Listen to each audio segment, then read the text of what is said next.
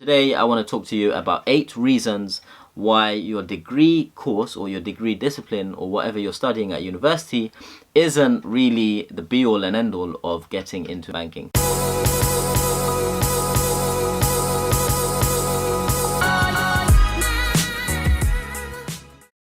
What is going on YouTube? Welcome back to the channel. For those of you that are new here, my name is Afzal Hussain. You can find out a bit more about me through the social media links below, or you can check out my website, which is www.afzalhussain.com.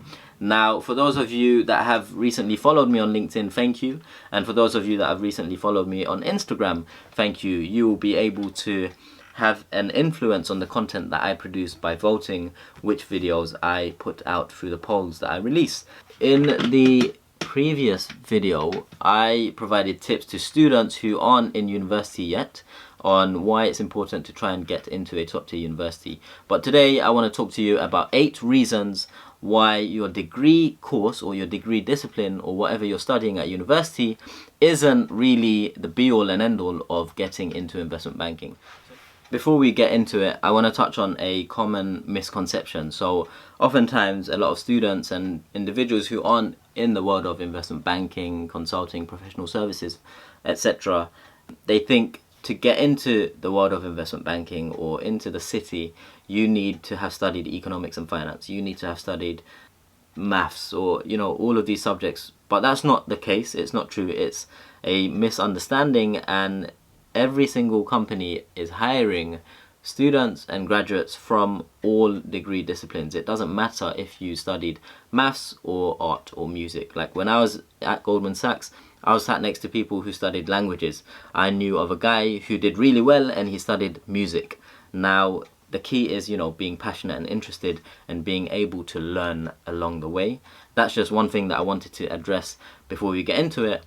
The common misconception is you need to study these subjects, but you don't need to. If you're going into a highly niche area like algorithmic trading or, a quant specific role, then yes, it will help if you do a PhD in a statistical or a mathematical or an engineering degree or subject. Or if you want to go into trading or, something very technical and quantitative, it helps to do like maths, engineering, statistics, all these technical subjects. But for the most part, firms do not care what degree you study. So let's get into it. Reason number 1, firms want diversity.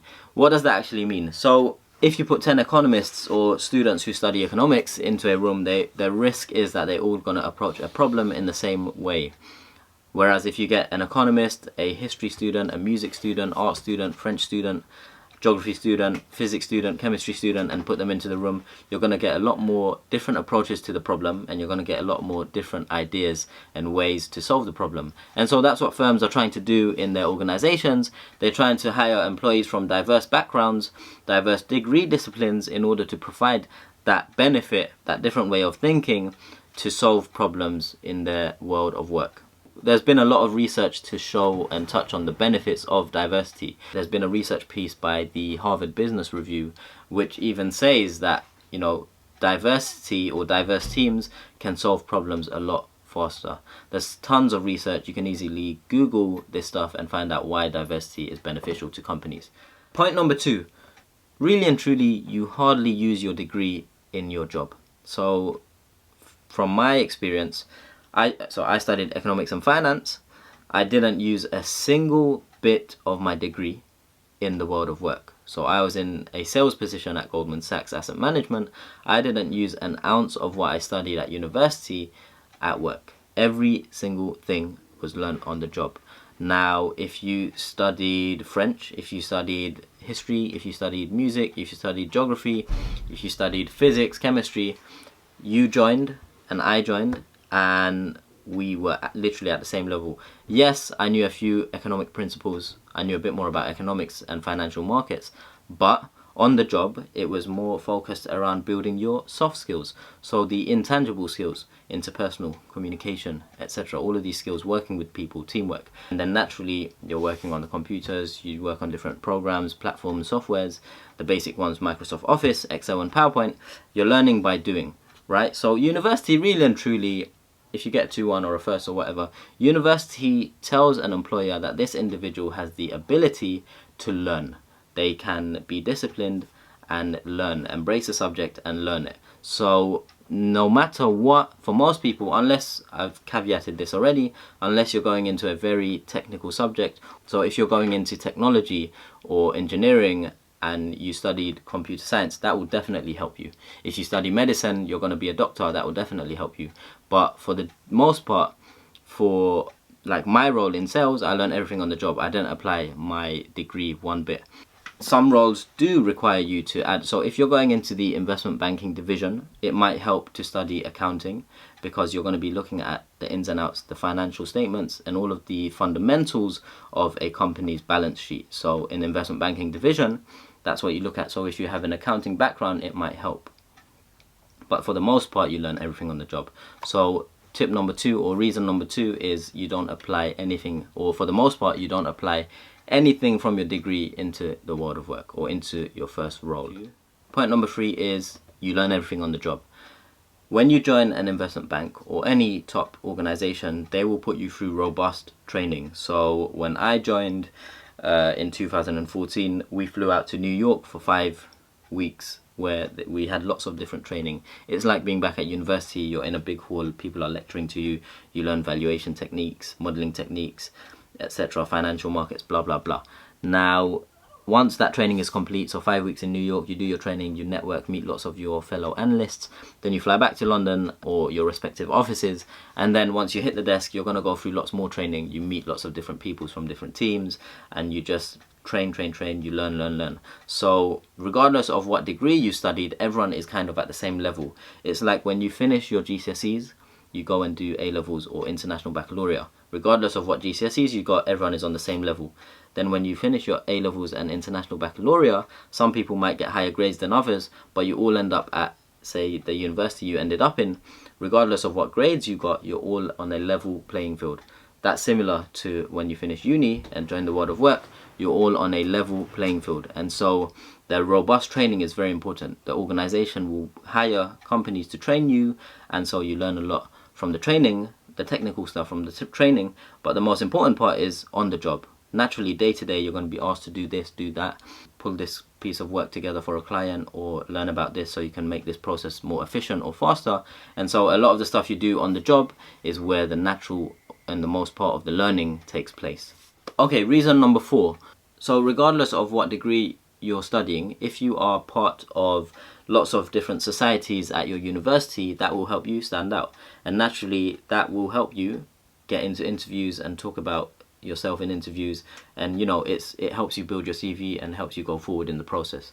Now, being part of, I always say this when I talk to students at different universities, I always say, don't just be a member of a society, take on a leadership role in a society. So it sounds and looks better and gives you more talking points if you are the president of a society, if you are the head of marketing, if you are the vice president of recruitment, whatever it is, take on a role, take on a leadership position in a society rather than just being a member of the society. When you're part of different societies, when you're doing lots of extracurricular activities, whether it's playing football or soccer for my American viewers, or if you are involved in lots of volunteering, whether it's volunteering for different charities, fundraising, all of these things come into play, and it's important for you to do them regardless of what degree you're studying, because it will make your CV stand out, and that will help you get your foot into the world of investment banking or into the corporate world. So that's reason number 4, extracurricular activities and what you do outside of your degree discipline. Okay, reason number 5, this is actually a very important one. Your degree grade is really important because most companies want at least a 2-1. So for those of you that aren't in the UK, a 2-1 is basically anything between 60% to 70%, and a first class degree is anything 70% and above. So most employers want a 2-1 or above. And so if you're studying, if you think it will help to get into investment banking by studying economics and finance, but you struggle to get a 2-1, then you've shot yourself in the foot. Whereas if you're more passionate about, and if you enjoy a different subject like history, then you're more likely to get that 2-1. So my advice for you, tip number 5, or reason number 5, is study something you are really passionate about and interested in, because naturally when you're studying or doing something you're passionate and interested in, you're going to perform better at it. So the main thing about your degree is making sure you get as high a grade as possible, a 2-1 or a first, because you don't want to choose something else and fail at it and then not get the job offers or the interviews. Okay, reason number 6 of why it doesn't matter what you study at university to get into the world of investment banking is start early. Build as much experience as early as possible, because when it comes to sending your applications in and you give your 1-page CV in to the application online, 2 or 3 lines are going to say what degree you study. The rest of your CV is going to talk about experience, and so you want to load up that experience. Go into your first year university, try and get as many insight weeks as you can. Go into your second year university, try and get as many internships as you can. When you build that all up on your CV, it stands out. It makes you stand out compared to a student who's got really great grades but no experience. They won't have nothing to talk about on their CV. So focus on building your experience throughout university, because also here's a top tip actually, if you're not studying economics or finance, it looks impressive to see a non-econ student, so let's say a Spanish student, who is part of the finance society, part of the trading society, part of the investment banking society, doing all this extracurricular stuff, because it shows, hold on, so the employee at the firm that you're applying to might think, hold on a second, this student isn't even studying econ and finance. They're doing Spanish, yet they've got so much relevant experience, they must be super interested and keen. That person stands out. I like that. Let's invite them for an interview. So think of it like that. The more internships, experience and extracurriculars you can have, start early, try and secure as much. It will make you stand out compared to the competition. Okay, reason number 7, internships. Very, very important. If you do an internship, see it as a 2-way interview process. The company is trying to find out if you're the right person for that company, and you're trying to find out if that company is the right company for you. Now, once you secure an internship, the ball is in your court. It shows, let's say you're not studying a relevant subject for getting into banking and you're doing an internship. If you perform well in that internship, you're going to likely secure an offer.